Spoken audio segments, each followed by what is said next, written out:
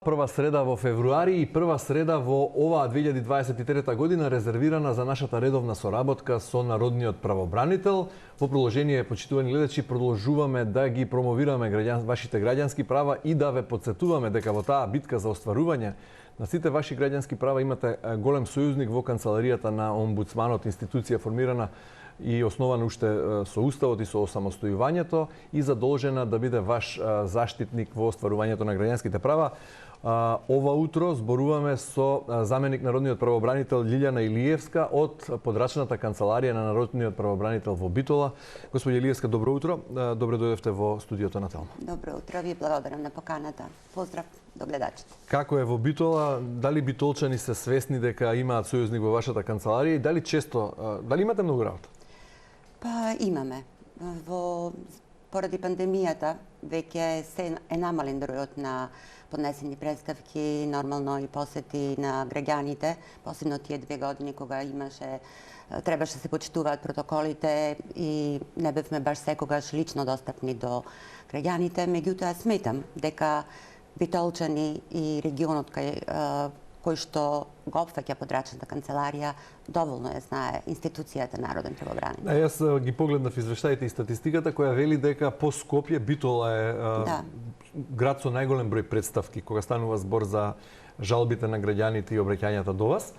И во таа смисла би сакал да ги повикам гледачите од Битола, меѓутоа не само од Битола, туку и од сите околни региони за кои во продолжение господи Илиевска ќе ни каже за кои се места е надлежна канцеларијата во Битола, меѓутоа и сите други. Да се вклучите во емисијата ако сметате дека некое ваше граѓанско право е повредено и да се обидете да стапите во контакт, односно ние ќе ви овозможиме контакт со надлежните во Народниот правобранител се со цел да добиете помош во остварувањето на вашите граѓански права.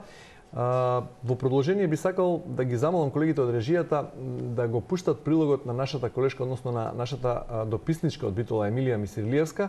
Станува збор за анкета во која ги прашавме битолчани колку се свесни дека во нивниот град постои канцеларија каде што може да се обратат и не треба да доаѓаат до Скопје, например, дали се соочиле со некое прекршување на нивните права и каква помош добиле од подрачната канцеларија во Битола.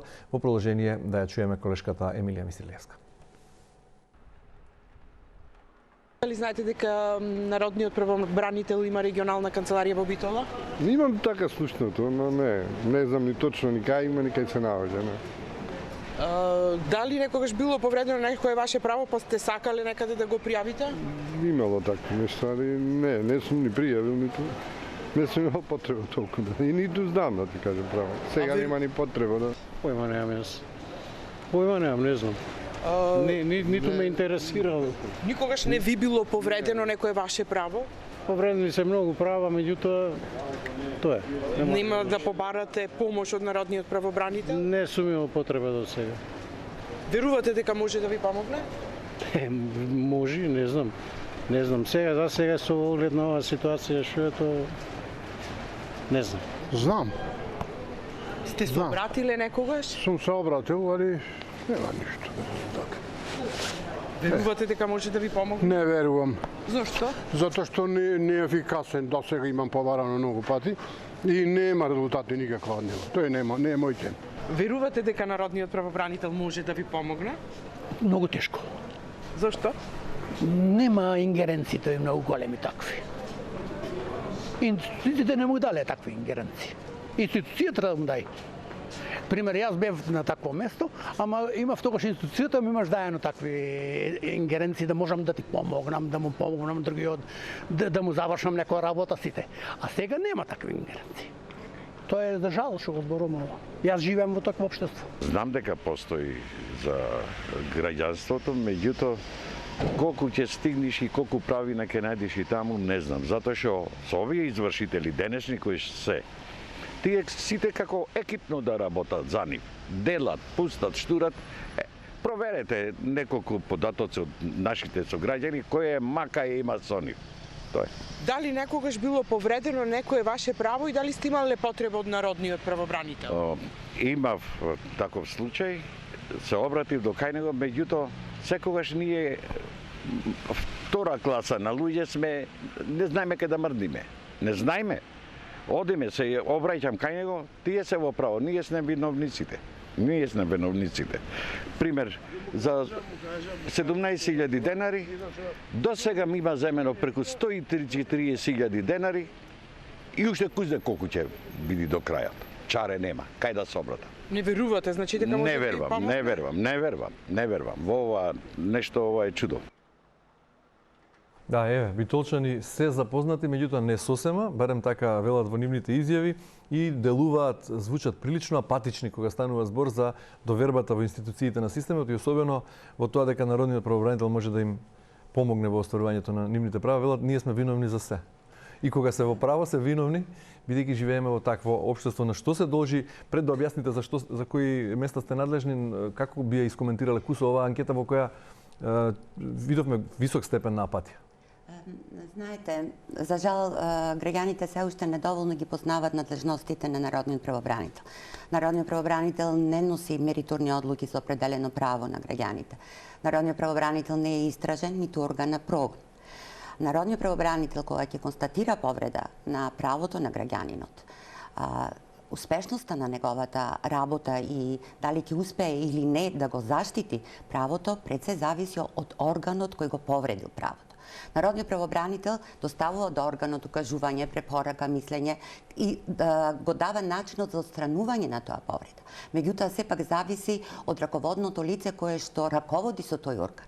Ако начело на органот е лице кое што ги знае, ја знае важноста на човековите права и неговата законска обврска истите да ги заштитува и непречено да овозможи граѓаните да ги користат, тогаш народниот правобранител е успешен во работата.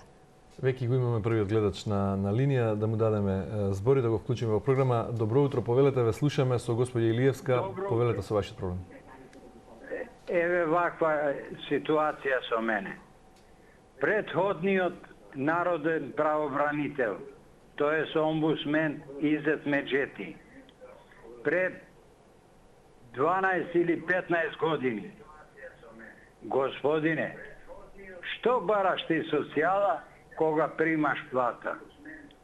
И ја му вртам на негов јазик, пошто самоуки сум нингвист. Па тоа е проблем, господине. Зашто ми водат комунали, момонали, Игнат Панчев, Господа го прости, го сахрани. 5 години и више се знаеме. Ме водат. Добро.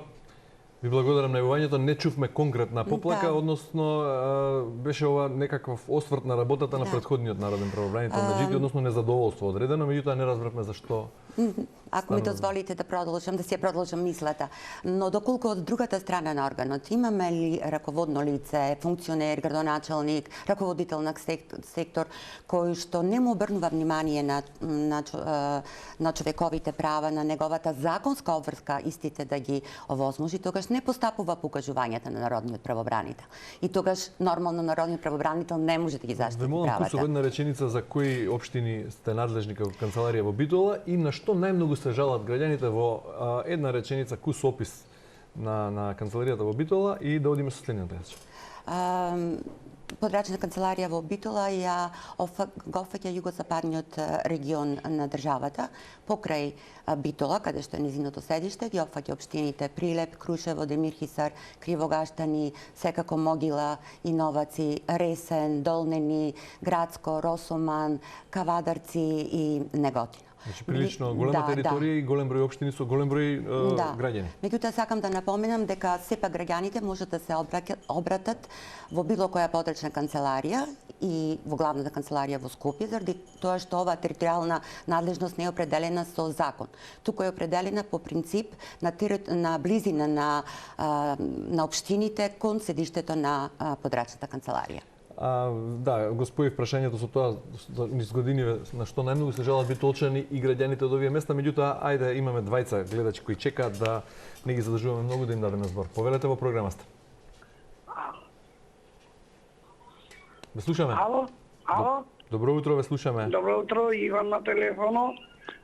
Па можам да кажам, поздрав за Лилето, ти сум јас најнапреда комшија Растен, сега не се представувам, не сакам да земам време, И ќе ја познавам, баш ми е мило и може сега ќе ми помогне, ќе бидам прекраток. Оти не можев да дојдам до Лиле која беше в канцеларија од незината тука случна соработничка не ми даде да одам, а не сакав да се представам дека сум растен од пред 40-50 години, Лиле, таму во близина кај тебе, која ќе имам некој пат време, ако дојдам близко до вас, ќе ве кажам и приказната, сега ќе бидам краток. Едно прашање, Лиле, ќе кажам и колку можете да ми помогнете, телефон ќе има тука во редакција, ако треба нешто да ме обавестите. Мислам, јас во Стопанска банка која бев вработен, земав плата, Битолска Стопанска банка, од Скопската сум задоволен, а сега нарочно пофалба за Тутунска. Сум 7,5 години веќе како пензионер таму. Сега сакам да кажам, Стопанска Битолска банка ја тужев 2 пати, ме дадеше како должник. Од 96-та година, април месец, прекинав кај нив. И сега 2014-та, која требаше да земам еден кредит за самовработување, ме попрече до ден денес ме држи блокиран како должник, зашто та не ме тужи. Доколку јас бев должник, банката до сега, знаеме сите, дека ќе ме направеше пустош. Јас не бев должник.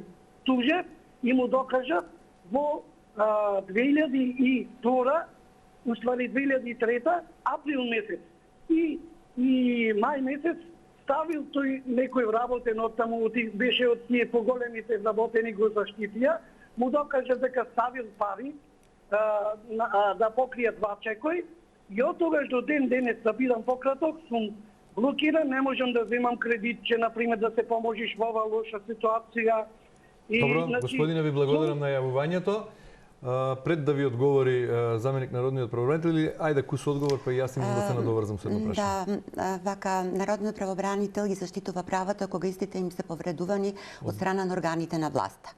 Државни институции или јавни институции кои што вршат дејност од јавен интерес. Спрема банките, за жал не сме надлежни, меѓутоа го повикувам граѓанинот да се дојде во нашите канцеларии и ќе му дадеме правна помош. Меѓутоа граѓанинот се пожали дека не можел да дојде до вас. Зошто вашата стручна соработничка не го пушта во вашата канцеларија?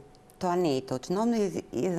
Најверојатно тогаш или не сум била на работно место, сум имала друг работен ангажман, или сум била зафатена со друга странка. Мислам, во потрачна канцеларија такво нешто воопшто не се случува. Добро, значи повик до гледачот кој се јави да се обрати повторно во канцеларијата во Битола и ќе стапи во контакт со заменичката Илиевска и ќе го објасни својот проблем. Ако има надлежност, како што објасни и самата, бидејќи станува збор за приватна институција, банка, а не за орган на државните институции и општините или од локалната власт, ќе постапи соодветно. Одиме со следниот гледач. Добро утро, во програма сте. Каков е вашиот проблем? Дали се слушаме? Добро. Вториот гледач кој чекал веројатно се откажал. На што најмногу се жалат битолчани? Од она што го чувме во анкетата, единствено вака нешто беше, видете што ни прават извршителите. Генерално тоа е состојбата секаде во сите градови во Македонија. Многу луѓе се жалат на начинот на кој работат извршителите. Што е кај вас карактеристично? Исто и кај нас се жалат против извршителите, меѓутоа сакам да напоменам дека ретко при постапката наидуваме на повреда на права на граѓаните во извршната постапка сторени од страна на извршителите. Најголем проблем е и реален проблем е со кој што се соочуваат граѓаните е тоа што доверителите многу касно, многу подоцна ја процесуираат, ја започнуваат извршната постапка до извршителите, на кој начин граѓаните се оптоваруваат со многу поголеми износи за камати отколку за главните долгови. Меѓутоа тоа морам искрено да напоменам дека не е по вина на извршителите, туку тоа е од страна на доверителите кога истите ќе го достават барањето за извршување. Било логично дека извршителите се орган кој треба да го извршува, да го спроведува законот и внимаваат на тоа. Меѓутоа проблематично е веројатно и она што е како закон, како правила за игра за кои вие во повеќе наврати реагирате. Реагираме Дека треба како се што и намалат каматите. сега, како што и сега реагираме, да кога каматата го достигне висината на главниот долг, да истата да престане да тече. Добро, одиме со следниот гледач. Добро утро во програма, сте ве слушаме. Добро утро. Овака, ако се може да се каже повреда на некое мое граѓанско право, тука се работи за интегритет. Погласно само не ве слушаме добро. Се работи и за интегритет и за други работи. Ситуацијава овака. 2019 од извршител од Кавадарци блокирана е платата во јавна фирма, акционерско друштво на влада на Македонија. Парите се сопрени. Известен сум после това. Идем кај извршителот, го покривам долго, кредитирам 15 ако беше, 3 сопрени се на плата, и давам уште 12 и го чистам предници. Срочниот работник на извршителот ми вели, ти за секој случај дојде до пред нова година, ако не се пуштени овие пари што се сопрени, џабе си ги плати овие, камата ќе ти иде пак на белото. Господин, од каде се јавувате? Од Кавадарци. Од Кавадарци. Дали сте се обратиле досега кај народен правобранител? Се обраќам, не. Се обраќам кај извршителот, се обраќам фирмата и ситуацијава овака. Парите не се пуштени до еден денес, 3,5 години. Јас ги платив моите. Предметот е завршен. Ни извршител ги побарува парите, ни овие таму остатковото ги пуштат.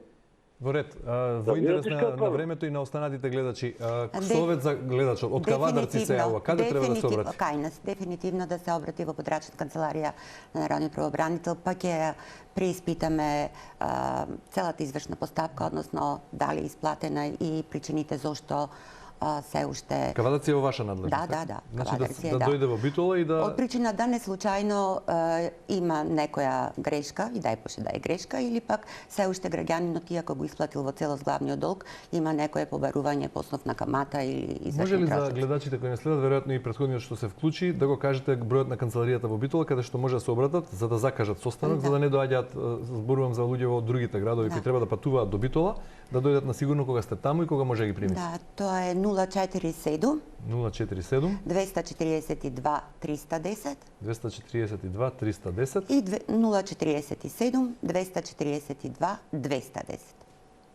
Ете, два броја од канцеларијата на народниот правобранител во Битола. Одиме со следниот гледач, па ќе продолжиме кусо со разговорот. Добро утро во програма, сте ве слушаме. Добро. Рековте, начнавте на што најмногу се жалат битолчани, рековте извршителите, правосудство, голем број престапки. Да, значи граѓаните треба да разберат дека кога ќе започне извршна постапка, извршителот ја започнува истата врз основа на правосилна и извршна пресуда. Во овој случај, значи од извршна постапка граѓанинот не може да биде иземен ниту од народниот правобранител, ниту од било кој орган во државата.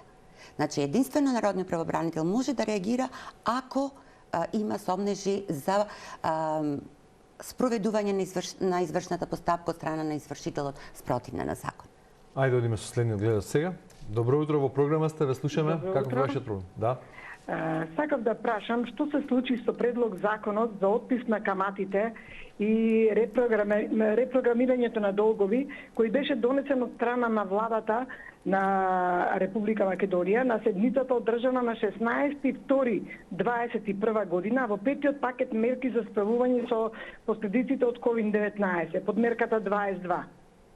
Јас се обратив до кабинетот на претседателот, ми одговорија дека собираат податоци, па ќе видиме, причекајте.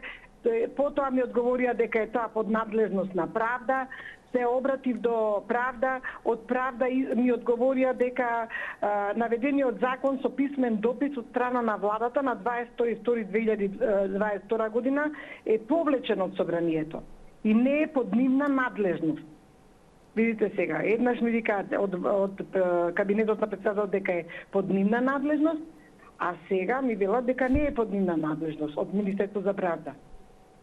Ви благодарам на јавувањето, многу конкретно прашање и многу добра слика на состојбата во која се наоѓаме и општеството во кое живееме. Сите си ја префрлаат надлежноста и ниту една институција во која се носат, се подготвуваат и се предлагаат законите не е надлежна. Сите се оградуваат од владата како предлагач до собранието како орган кој ги носи законите, никој не е надлежен. Каде да се обрати оваа гледачка? Нака се обрати во потрачната канцеларија во Битола, ние едноставно ќе ја добиеме вистинската слика до каде е тој закон, дали е повлечен, дали е повторно во процедура. Добро, еве повики за гледачката која се јави и да се јави може да закаже состанок на 047 242 310 или 047 242 210. Надлежен заменик народен правобранител таму е Лиљана Илиевска. Одиме со следниот гледач. Добро утро, во програмата ве слушаме. Ало? Повелете. Добро утро. Добро утро, ве слушаме. Рака да продолжиме со извршителите, ќе ве молам.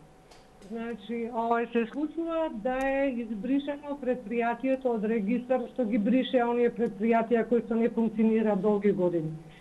Тоа е избришено 2014. Според законот, знаете, сите доверители може да се јават во рок од 1 месец, ако има доверители, ако не, после тоа се брише предпријатието. Значи, јас добив решение од извршител 2016 година за ЕВН. Значи, пред 2 години избришено предпријатието, а како физичко лице добив решение за извршување. И ја нормално тоа решение не знам дека постои од извршител, затоа што е предпријатието избришено и нема ни каде да ме најдат. Значи, тоа го дознав кога отидов во ЕВН, пошто праќаат сметки, да им кажам, да они ми велат договор да склучите, и јас им велам не е проблем, меѓутоа што е овој проблем, тоа не можеме ништо да помагаме. Кажете ми дали врз основа на членот од законот за извршители, кога едно предпријатие е избришано и веднаш, така пишува во законот и во членот, веднаш прекинува постапката на извршителот. Сето ова беше дадено на знаење и на доверителот и на извршителот кога се видов со него по 3 години од кога дознав дека имам извршно решение. Тоа е едната работа. Другата работа, второ го прашав, кога веќе сум како физичко лице дадена на извршител, зошто од сметката не се повлекле долгот за ЕВН, па јас да ги тужам ЕВН, пошто немам долг, а они чекале со години за да дојде камата врз камата која што е поголема од долгот. Зошто веднаш, значи не можеле да ме најдат, по сметките може да ме најдат во банка, во банките имаше пари, можеа да го повлечат долгот, да нема камати, не можат да ме најдат, веднаш нека повлекува долг, и јас уште од тогаш ќе знам дека сум на извршител. Господино, сте се обратиле ли кај народен правобранител до сега? Значи да, се обратите кај народниот правобранител и тие и бевме и на суд. Уште една поголема трагедија. Сето ова беше дадено на суд, со документирано дека е предпријатието избришано, значи извршителот беше даден на суд, и дека е предпријатието избришано, а образложението на судот беше дека извршителот добил од нотарот и затоа постапил со извршно решение. Тоа што ние донесуваме докази дека не постои и дека според закон треба веднаш да се прекине извршната постапка, не важеше ни за судот. И сега треба да се оди со приватна тужба. Кажете ми, што да правиме со акти работи? Што би советувале оваа гледачка? Јас не сум професија, меѓутоа законот е разбирлив за сите. Ви благодарам многу за јавувањето. Звучеше прилично прецизно, јасно. Да, меѓутоа... Може ли да биде доверител прво предпријатие што е избришено од регистарот? Не може, единствено во случај ако веќе ја започнала извршената постапка пред да биде извршена. Гледачката рече се чекало со години, свесно за да се направат камати. За да се направат и камати. Меѓутоа во овој случај кога веќе гледачката побарала заштита на своето право од страна на судот, тогаш ниту народни правобранител, ниту било кој орган на управата може да се вмешува и да покренува постапки по истото прашање. Народни правобранител кога се води или ке се поведи судска постапка, или судот веќе за определеното прашање има донесено судска одлука, немаме надлежност да постанува, да Добро, како правник би ја советувале сепак да се обрати до повисоките судови и да си го со приватна тужба да оди да се обиде и да се потруди да си го оствари своето право? То сигурно. Јас само образлагав зашто ние како народен правобранител во незиниот случај не можеме да ја помогнеме, односно да покренуваме постапки. Така ни е дадено и со законот. Во ред, се подготвува новиот годишен извештај за 2022, а еве измина и првиот месец од новата година. Може ли да објасните накусо каков е трендот во јануари, како продолжува еден месец од новата година и на што ќе биде базиран извештајот за 2022, на што ќе биде ставен акцентот? Јануари месец никогаш не може да биде показател за било каков тренд. Од причина што јануари е месец на празници.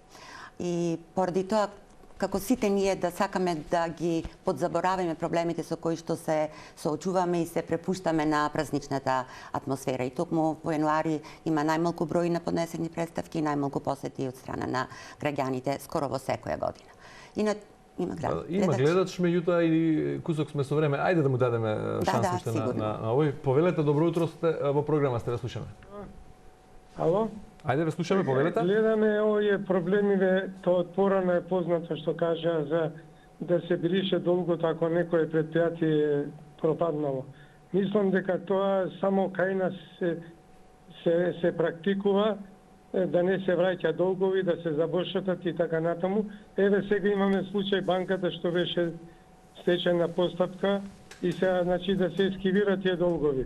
И ако погледнеме од друга страна, во Европска унија, еве имам примери, ако пратите Хрватска и Германија и секаде, кривична постапка се поднесува за невраќање долгови. А кај нас иде на граѓанска, значи ајде да не се врати, да се или луѓе човек на човек. Еве кај нас имаше случај на времето од праксата, дала пари кола да ја донесе од Германија, не ја донел, ангажирала рекетари, па рекетарите у затвор, не изе условна, а овој не го враќа, дека ќе вратам кој ќе имам.